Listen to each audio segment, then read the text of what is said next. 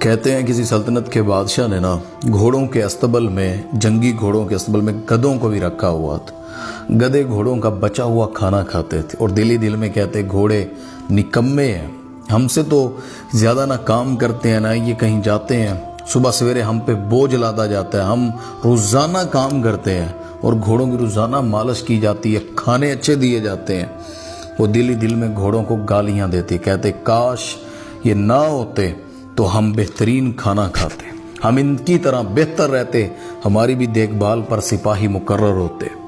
لیکن ایک دن صبح سویرے سویرے شور بڑھ گیا، سپاہی بھاگے آئے، کاٹھیاں اٹھا کر گھوڑوں پہ رکھنے لگے، ہر طرف افراتفری مچ گئی، گدھوں کی جان میں بھی جان آئی۔ وہ کہتے چلو یہ بھی کسی کام لگے، ویلے نکمے رہتے ہیں سارا دن۔ الغرض ہر سپاہی نے اپنا گھوڑا تیار کیا اور چل دیے وہاں سے۔ سارا دن گزر گیا، صبح سے شام ہو گئی، گھوڑے واپس نہ آئے۔ گدھے پریشان ہو گئے کہ کیا ہو گیا ہے، گھوڑے کہاں چلے گئے، استبل خالی خالی ہے۔ اگلی صبح جب گھوڑے واپس آئے، کسی کا کان نہیں ہے، کسی کی ٹانگ نہیں ہے، کسی کی آنکھ نہیں ہے، کوئی لنگڑا کے چل رہا ہے، اور بعض گھوڑے تو واپس ہی نہیں آئے۔ گدھوں نے ہمت کر کے ایک گھوڑے سے پوچھا بھائی ہوا کیا ہے، یہ منظر کیسا ہے، تم تو صحیح سلامت صحت کھاتے پیتے گئے تھے۔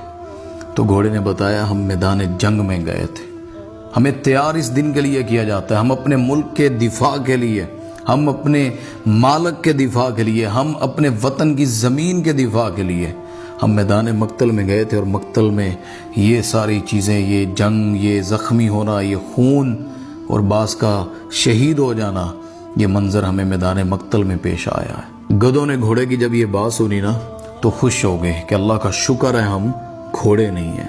اسی لیے موجودہ دور کے گدھوں سے گزارش ہے اللہ کے لیے ہر کسی پر الزام تراشی نہ کر دیا کریں، اتنی جلدی فیصلہ نہ کر دیا کریں۔ آپ کو نہیں علم ہے وہ کن حالاتوں میں، کن دشمنوں کے ساتھ، کس کس میدان میں، کن کن چیلنجز کا سامنا کر کے وہ کام کر رہا ہے۔ آپ کو ظاہری طور پر اس کا بڑا نظر آئے گا، اندر سے وہ کس میدان میں، کس محاذ پہ کھڑا ہے، آپ کو اس کا اندازہ نہیں ہے۔ اللہ کے لیے گدھے نہ بنے، اپنی سوچ، اپنا زاویہ صحیح رکھیں، اور جس میدان میں جس کی جو ایفرٹ ہے اس کو اگر سراہ نہیں سکتے، اس کو داد نہیں دے سکتے، اس کی سپورٹ نہیں کر سکتے، تو اللہ کے لیے غیبتیں کر کے یا تنہائیوں میں یا کسی کے سامنے بیٹھ کر اس کی بدخوئی بھی نہیں کرنی چاہیے۔